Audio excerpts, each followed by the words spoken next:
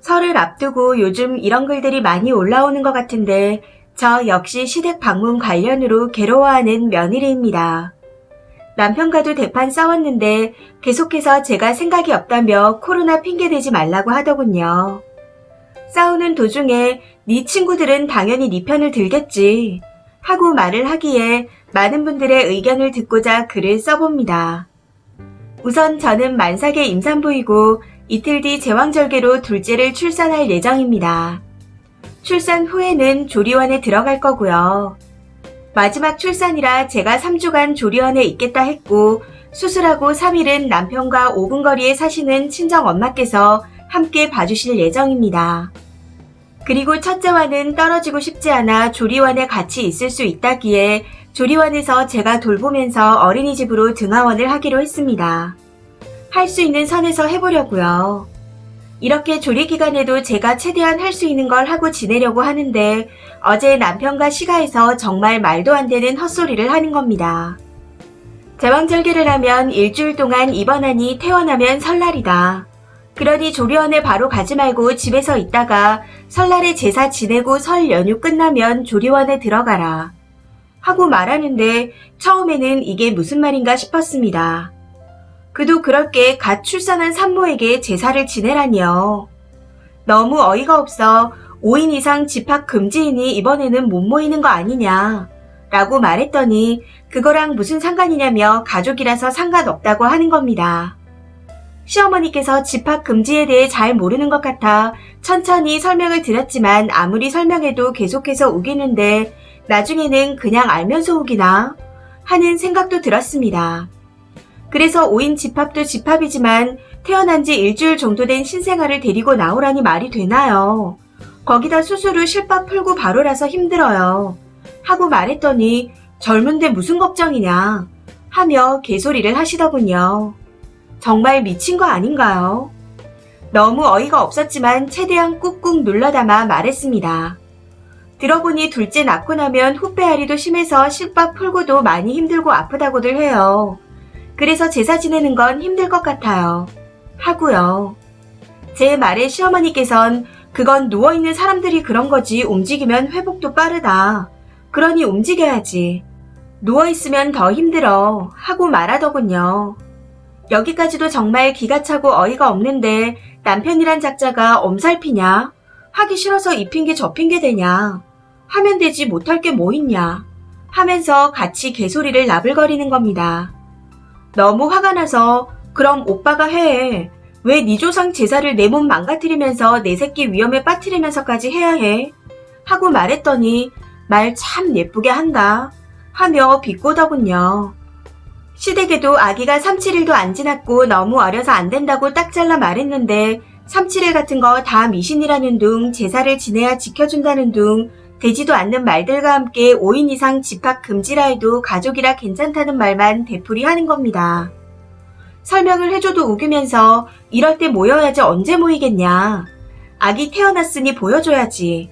라고 말씀하시며 이번에 남편 기준으로 고고조 할아버지 기억도 잘 안 나는데 무튼 오대손 윗 조상의 제사를 설날에 지내기로 했기 때문에 무조건 해야 한다고 하더라고요. 그러면서 아기도 사람을 많이 만나야 면역력이 생기는 거다. 너도 병원하고 집에만 있으면 우울증 온다. 이렇게라도 사람을 만나야지. 하고 말하는데 결국은 폭발했습니다. 정말 최대한 참아가면서 계속 좋게 이야기하려 했는데 너무 열받아서 못 참겠더라고요. 저는 내 아기랑 내 몸을 지켜야겠어요. 어머님 혼자 조상덕 많이 보세요. 제 몸 혹사해가면서까지 이씨 집안 조상 모시기 싫어요. 남편이라는 놈은 손 하나 까딱 안 할 건데 왜 제가 개고생을 해야 되나요? 애 아빠라는 놈이 지 새끼 위험한 거 지켜보기만 하고 면역력이요. 그건 이딴 식으로 지켜주는 게 아니에요. 시국이 시국인데 어머님이 하시는 행동이 사이비 종교랑 뭐가 달라요? 다 됐고 전 못하니깐 그렇게 아세요. 하고 끊었습니다. 그랬더니 옆에서 듣고 있던 남편이 코로나로 이 핑계 저 핑계 대면서 가기 싫은 거 티내지 말라고 하더군요. 저 얼마 전까지 시댁 일주일에 2번 갔었습니다.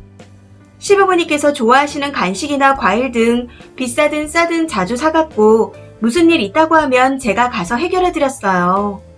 여기서 웃긴 건 남편이 시아버지를 싫어해서 평소에 시가를 잘 안 간다는 겁니다. 그러면서 저한테는 가서 부모님 좀 챙기라고 하는데 저 정말 싫은 내색 한 번 안 하고 다 챙겼었습니다. 지금 와서 생각해보니 제가 자식도 안 챙기는 사람들을 챙기면서 헛짓거리 했다 싶네요. 정말 화가 머리 끝까지 나서 코로나 핑계가 아니라 아기를 갓 낳은 상태인데 이제 막 실밥 풀고 몸조리 하나 못하고 그걸 해야 하냐? 하고 소리를 질렀더니 첫 출산도 아닌데 일주일이면 회복된다. 하고 또 개소리를 하는 겁니다. 그 말에 정말 있는 정 없는 정 다 떨어졌네요. 둘째 출산을 앞두고 사람이 갑자기 180도 변해서 더 서러워지는 것 같습니다. 무튼 이번 일로 남편과 더는 살고 싶은 마음이 없어 이혼하자 했는데 저한테 시댁 가기 싫어 이혼하자는 애는 너밖에 없을 거라고 하더군요. 그 말에 제가 가기 싫어 이러는 것 같냐 하고 말했더니 하고 대답하는데 더 이상 말하고 싶지도 않았습니다. 일단 저는 이혼하기로 마음을 먹었는데 합의이혼은 절대로 안 해준다기에 소송 걸겠다고 했습니다. 그랬더니 기책 사유가 없는데 왜 이러냐고 오히려 화를 내더라고요. 더 이상 어떤 말도 통할 것 같지 않아 우선은 남편에게 말 안 하고 병원을 옮겨 출산할 생각이고 조리원도 다시 알아봐서 3주간 다녀오려고 합니다. 그렇게 몸조리를 하고 나서 변호사를 알아보고 이혼 소송을 할 생각입니다. 진짜 저것들이 인간인가 싶네요. 물론 제가 잘못한 게 없다는 걸 알고 있지만 그래도 혹시나 해서 물어봅니다. 이런 상황에서도 제가 며느리로서 시댁에 안 가는 게 정말 잘못하는 건가요? 댓글입니다. 첫 번째 댓글. 내가 지금 뭘 본 거야? 제왕 일주일 만에 이 겨울에 제사상을 차리라고요? 미쳐도 한참 미친 것들이네요. 갓 태어난 아기 기름 냄새도 문제고 이 사람 저 사람 손 타는 것도 문제인데 데리고 오라니요. 정말 미쳐 돌아가는 집구석인 듯 합니다. 왜 이혼 사유가 아니라고 하는지 이해가 안 되네요. 이건 명백한 이혼 사유죠. 두 번째 댓글. 이건 코로나랑 아무 상관없는 건데요. 남편 새끼 무조건 코로나 핑계 댄다고 들이미네요. 코로나가 아니어도 제왕한 지 일주일 만에 그냥 가족 모임도 아니고 제사상을 차리라고요. 시가 식구들 다 미친 거 아닌가요? 친정에 얘기해서 남편 소환하세요. 이혼할 때 하더라도 한 번은 뒤집어 엎어야죠. 세 번째 댓글. 진짜 짜증나네. 남편이랑 시어머니 배도 개복 한번 해야겠어요. 일주일 후에 같이 상도 차리게 하고. 한번 해봐야 알겠죠. 님 출산일에 셋이 공평하게 개복 한 번씩 하고 같이 상 차리자고 해보세요. 난 또 명절에 누워만 있으라고 꼬시는 줄 알았더니 움직이면 괜찮대. 미친 거 아니야? 네 번째 댓글. 상놈의 집안입니다. 3-7일 이전에 산모랑 아기를 외부로 내보내는 게 미신이면 제사도 미신이죠.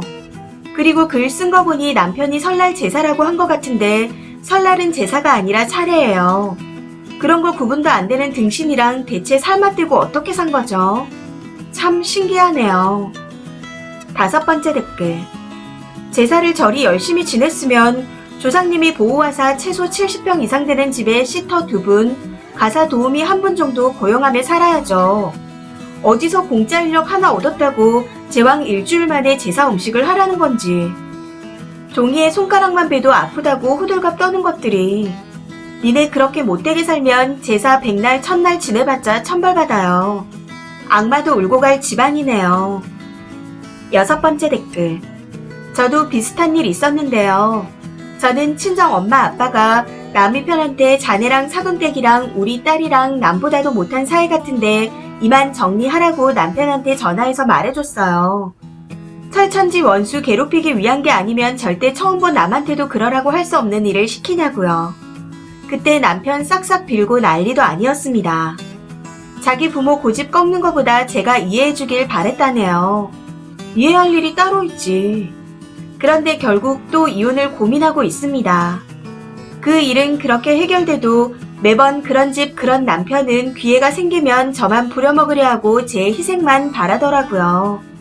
애 초등학교 가면 재취업하려고 지금 이것저것 공부 중입니다. 님도 힘내세요. 사람 안 고쳐져요. 본인 능력 키우고 사람 보는 눈 키워서 사는 환경을 바꿔야 해요. 저도 연애 때 티 하나도 안 났었습니다. 거의 고아나 마찬가지로 왕래 안 하고 안 좋아하고 명절에도 안 가더니 결혼하고 나서 아내, 며느리, 분위기 메이커, 일꾼, 액세서리 등 여러 가지 역할을 요구하더군요. 정말 지긋지긋합니다. 7번째 댓글. 와, 남의 집안일에 이렇게 열받긴 처음이네요. 또라이 집안 아닙니까? 출산 일주일 산모한테 뭐가 어쩌고 어째요?